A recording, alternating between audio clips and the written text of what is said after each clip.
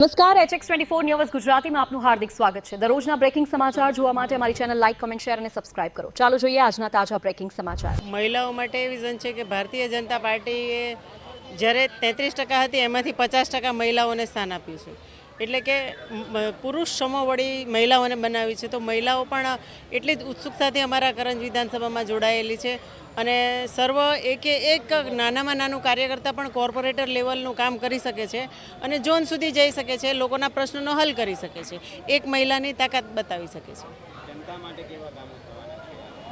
જનતા માટે ખૂબ સરસ કામો થવાના છે। જે પ્રાથમિક સુવિધા છે તે અમારા ભાવિ કોર્પોરેટરો બધાએ જ તમે સાંભળ્યું કે 100% ગ્રાન્ટો વાપરી અને તમામ પૂરી કરી છે, છતાં પણ અમારા જે ધારાસભ્ય છે તેણે પણ બધી જ ગ્રાન્ટો વાપરી અને પ્રાથમિક સુવિધા છે તે કમર કસી અને બધી જ સુવિધાઓ પૂરી કરી છે।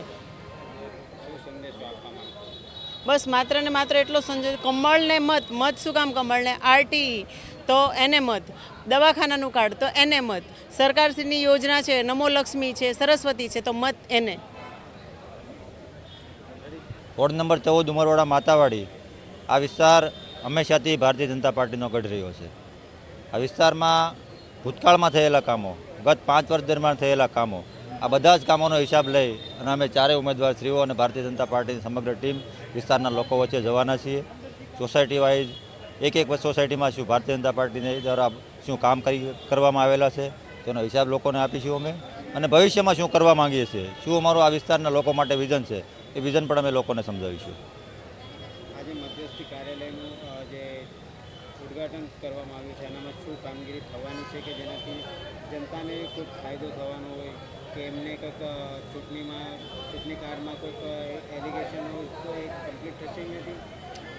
આ ચૂંટણી કાર્યાલય દરમિયાન સમગ્ર ચૂંટણી દરમિયાન આ વિસ્તારનું જે કંઈ ચૂંટણીલક્ષી કામગીરી છે તે અમારા ભારતીય જનતા પાર્ટીના સમગ્ર કાર્યકરોની ટીમ અહીંયા બેસવાની છે।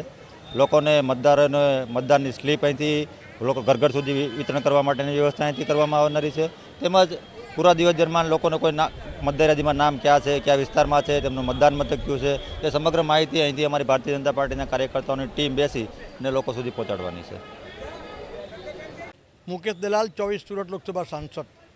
સુરત મહાનગરપાલિકાની ચૂંટણીમાં કરંજ વિધાનસભા અંતર્ગત વોર્ડ નંબર 14ના પેટા કાર્યાલયના ઉદ્ઘાટનનો આજે કાર્યક્રમ હતો અને કાર્યક્રમમાં જે રીતે ભારતીય જનતા પાર્ટીના કાર્યકર્તાઓનો, સમર્થકોનો અને વેલ વિશર્સનો જે ઉત્સાહ જોવા મળ્યો છે તે અભૂતપૂર્વ છે। ખૂબ મોટી સંખ્યામાં લોકો અહીં હાજર હતા।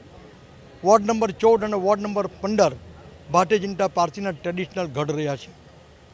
આમ તો સુરત મહાનગરમાં ભારતીય જનતા પાર્ટી તમામ 120 સીટ પર વિજય હાંસલ કરવા જઈ રહી છે।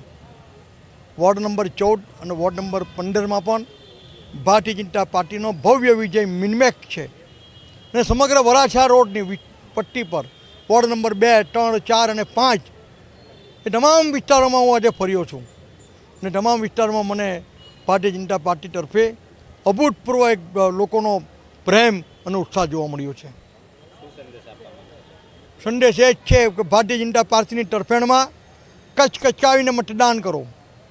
તમે લોકોએ જે ભૂતકાળમાં જે લોકો પર વિશ્વાસ મૂક્યો છે એ લોકોએ તમારી જોડે દગો કર્યો છે। કોરોના કાળમાં પણ મારો ભારતીય જનતા પાર્ટીનો વરાછા રોડનો કરંજનો કાર્યકર્તા તમારી વચમાં રહ્યો છે। આપ્યા કોંગ્રેસમાંથી કોઈ દેખાતો નહોતો, ત્યારે મારો આ વરાછા રોડનો કરંજ વિધાનસભાના ભારતીય જનતા પાર્ટીનો કાર્યકર્તા પોતાના જીવના જોખમે લોકોની વચમાં રહ્યો છે। એટલે જ જો ભારતીય જનતા પાર્ટીની સમગ્ર ટીમ વરાછા રોડ પર હશે તો જ વરાછા રોડનો વિકાસ સંભવ બનશે, કારણ કે મારો ભારતીય જનતા પાર્ટીનો કાર્યકર્તા એ પ્રજાની વચમાં રહે છે, સતત અને પ્રજાની સાથે રહે છે। જી નમસ્કાર, મારું નામ અનિલ સોજિત્રા। હું વોર્ડ નંબર 14માં ભારતીય જનતા પાર્ટીનો ઉમેદવાર મને જાહેર કરવામાં આવ્યો છે। પાર્ટીએ મારી ઉપર ભરોસો મૂક્યો છે, વિશ્વાસ મૂક્યો છે। છેલ્લા 26 વર્ષથી હું ભારતીય જનતા પાર્ટી સાથે જોડાયેલો છું। સંગઠનમાં વિવિધ હોદ્દાઓ ભોગવી અને લોકોના વિકાસના કામ, લોકોના નાના મોટા કામો અમે કર્યા છે અને આ વિસ્તારની અંદર અમે લોકોની વચ્ચે અવારનવાર જયેલા છીએ। એમના નાના મોટા કામ, એના દુઃખમાં અમે એના ભાગીદાર બન્યા છીએ। જ્યારે સામેના પક્ષવાળા અમારા વિકાસના કામ હોય એ કામને કોઈકનો કોઈક ખોસો કાઢી વિડીયો બનાવી લાઈવ કરી અને કામ અટકાવવા રોડા વિકાસના કામમાં રોડા નાખવાના પ્રયાસો આ લોકોએ કર્યા છે. પણ જનતા એમને સારી રીતે ઓળખી ગઈ છે. એમને એક વખત જનતાએ ચાન્સ આપ્યો, એમણે એ મોકો ગવાવી દીધો. માત્ર ને માત્ર નેગેટિવ રાજનીતિ કરી, સોશિયલ મીડિયા ઉપર બેફામ ગાલી ગલોચ કરી, આદરણીય પ્રધાનમંત્રી નરેન્દ્ર મોદી સાહેબ વિશે બોલ્યા, એની વિશે તો બોલ્યા, એમની માને પણ નથી છોડી. એવા નફટ લોકોને હું કહેવા માગું છું, વિકાસની રાજનીતિ કરો, પોઝિટિવ રાજનીતિ કરો. આવો તમારે કંઈ વાંધો નથી, લડો. લોકશાહી છે, ચૂંટણી લડવાનો બધાને અધિકાર છે, પણ પોઝિટિવ રીતે લડો અને વિકાસના કામ કરો. તમને આ રામનવમી પહેલી વખત આવી? છેલ્લા આટલા વર્ષમાં રામનવમી, રામ ભગવાનનો વિરોધ કરનારા હવે આવે છે, આ છેલ્લે ચૂંટણીના ટાઈમે આવ્યા છે કે અમે રામનવમી, રામ જન્મોત્સવ ઉજવશું એમ.